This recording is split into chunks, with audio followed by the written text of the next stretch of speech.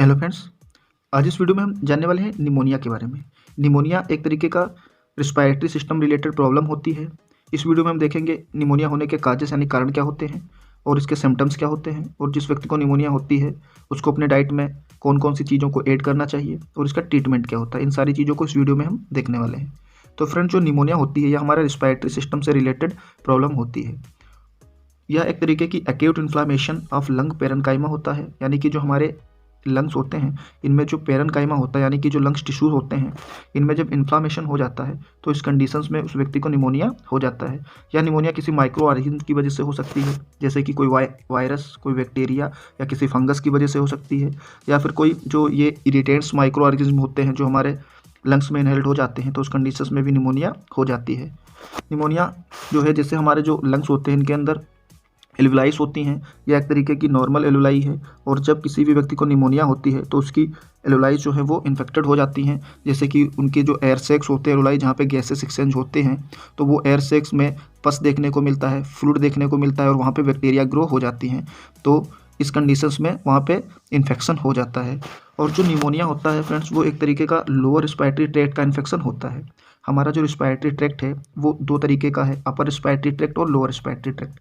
Upper respiratory tract में जैसे कि हमारे ओरल कैविटी आती है, हमारी नोज आती है, और जो लोअर रिस्पायरेटरी ट्रैक्ट होता है उसमें ट्रेकिया आती है, प्राइमरी ब्रोंकाई आते हैं और लंग्स आते हैं।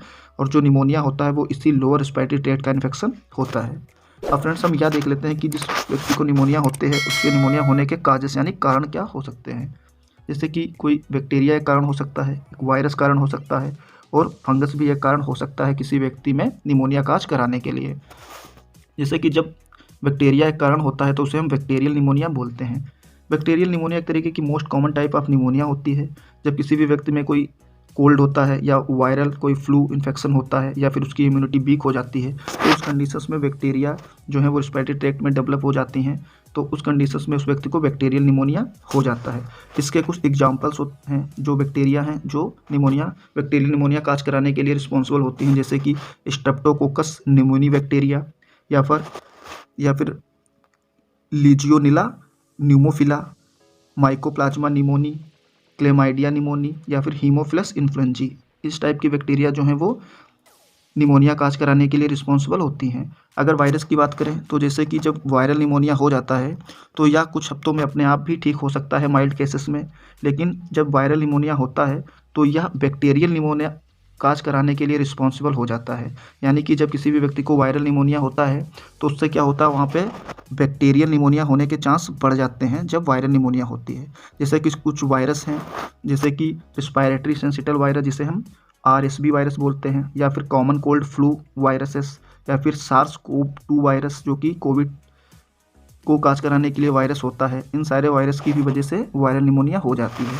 जैसे कि जो नेक्स्ट है, कुछ फंगल इन्फेक्शन होता है, जैसे कि जिसे हम फंगल निमोनिया बोलते हैं, जो कि मोस्ट कॉमन होती हैं जब किसी भी व्यक्ति को कोई क्रोनिक हेल्थ इशू होता है या फिर उसका इम्यूनिटी सिस्टम जो है वो इम्यून सिस्टम वीक हो जाता है, तो उस केस में उस व्यक्ति को फंगल निमोनिया होने के चांसेस बढ़ जाते हैं।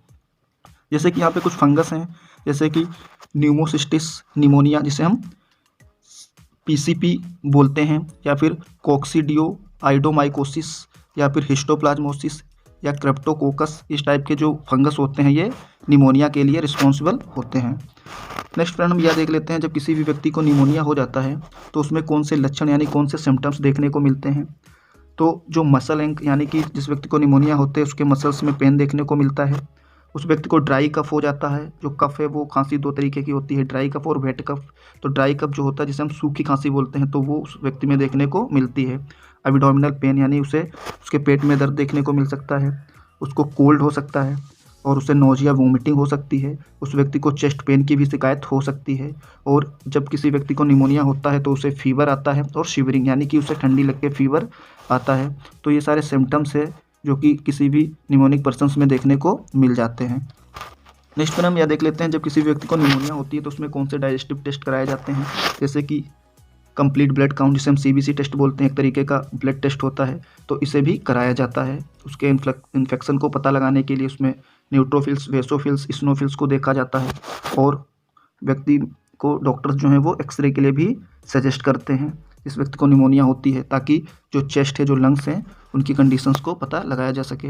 या फिर व्यक्ति का जो स्पुटम होता है, यानी कि जिसे हम बलगम बोलते हैं, तो उसका भी टेस्ट किया जाता है कि उसमें बैक्टीरिया, वायरस या इन सारी चीज़ों को कल्चर किया जाता है।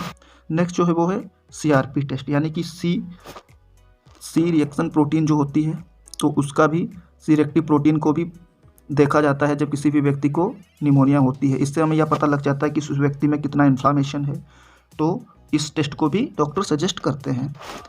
नेक्स्ट फ्रेंड यह देख लेते हैं कि इसका जो कुछ बेसिक ट्रीटमेंट है वो क्या होता है।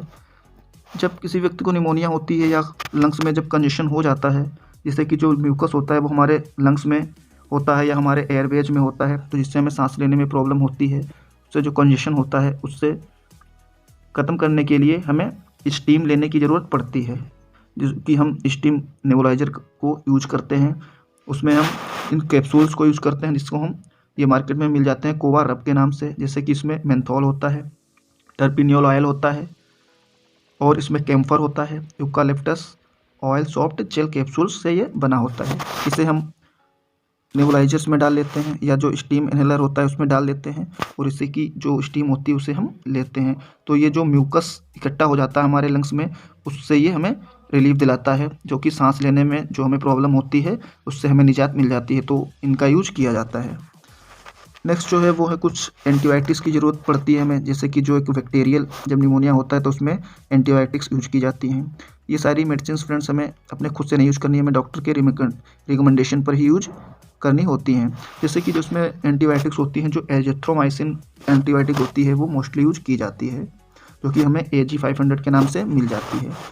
और साथ में एक और भी चॉइसेस हो सकती है एंटीबायोटिक, जैसे कि सिफेड्रोक्सिल, ये भी एंटीबायोटिक के निमोनिया के केस में यूज की जाती है। या फिर ओनिडाजोल या ओफ्लॉक्सासिन जैसी एंटीबायोटिक को यूज किया जाता है। नेक्स्ट फ्रेंड देखते हैं कि जब निमोनिया होती है तो उसमें फीवर भी देखने को मिलता है, तो उस केस में हम पैरासीटामोल जो टेबलेट्स होती हैं उनका यूज़ किया जाता है, जैसे कि पैरासी 500 के नाम से यह मिल जाती है। और साथ में इसमें जो इन्फ्लामेशन होता है उसे ट्रीट करने के लिए स्टेरॉइड्स को यूज़ किया जाता है, जैसे कि डेक्सामीथासोन, जो कि डेक्सोना के नाम से हमें मार्केट में फेमस ब्रांड है, ये मिल जाता है। नेक्स्ट देखते हैं कि जो ब्रोंकियोडायलेटर्स होते हैं, यानी कि जो हमारी ब्रोंकोए होते हैं, तो उनका जब डायमीटर कम हो जाता है, उसमें जब म्यूकस भर जाता है, तो उस कंडीशंस में हमें सांस लेने में प्रॉब्लम्स होती है। तो इनके डायमीटर को बढ़ाने के लिए हम ब्रोंकियोडायलेटर्स का यूज करते हैं, जैसे कि सल्ब्यूटामॉल सल्फेट, एक तरीके का ब्रोंकोडायलेटर्स होता है, जो कि हमें एस्पिरिन 4 के नाम से मिल जाता है। तो इसका यूज इसका यूज निमोनिया के केस में किया जाता है। नेक्स्ट फ्रेंड्स, जब वोमिटिंग और नोजिया की भी शिकायत होती है, तो उस केस में हम ओमिप्रोजोल या डोमपेरिडोम जैसे टेबलेट्स को यूज करते हैं, ताकि वोमिशन और नोजिया से बचा जा सके। नेक्स्ट जो है वो है सपोर्टिव जिंकोवेट का यूज किया जाता है, जो कि एक तरीके का मल्टीविटामिन्स मल्टी मिनरल टेबलेट्स होती हैं। इनका यूज किया जाता है ताकि जो निमोनिया से रिकवरी में ये हमें हेल्प करती हैं। और साथ में हम विटामिन C जो टेबलेट्स होती हैं उनको भी यूज किया जाता है, जो कि हमें लिमिशी के नाम से मिल जाती हैं। इनको एज सपोर्टिव यूज करते हैं, ताकि जो इन्फेक्शन है या कि जो रिकवरी है उसमें आसानी हो, और साथ में एज सपोर्टिव इनको यूज किया जाता है। नेक्स्ट फ्रेंड यह देख लेते हैं, जिस व्यक्ति को निमोनिया होती है उसे अपने डाइट प्लान में क्या लेना चाहिए। तो उसे जो है वो वाटर लेना चाहिए, हल्का जो गर्म पानी होता है, गुनगुना पानी, उसे यूज करना चाहिए। और उसे फेनोग्रीक सीड्स लेने चाहिए, प्रोबायोटिक लेने चाहिए, उसे हनी का यूज़ करना चाहिए, प्रोटीन रिच फूड्स लेने चाहिए, और उसे ग्रेन्स लेने चाहिए।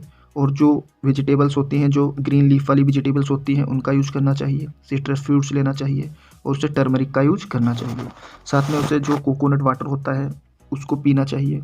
और जो काढ़ा होता है, जिसे हम जो लौंग है, नींबू है, अदरक है, उसे मिला के जो हम बनाते हैं, काढ़ा का भी उपयोग करना चाहिए इस व्यक्ति को निमोनिया है। इससे जो लंग्स का कंजेशन है वो कम होता है। तो फ्रेंड्स, ये वीडियो निमोनिया पे थी। तो फ्रेंड्स, अगर आप चैनल पे नए हैं तो प्लीज़ चैनल को सब्सक्राइब कर लें, वीडियो को लाइक और शेयर कर दें। Thank you.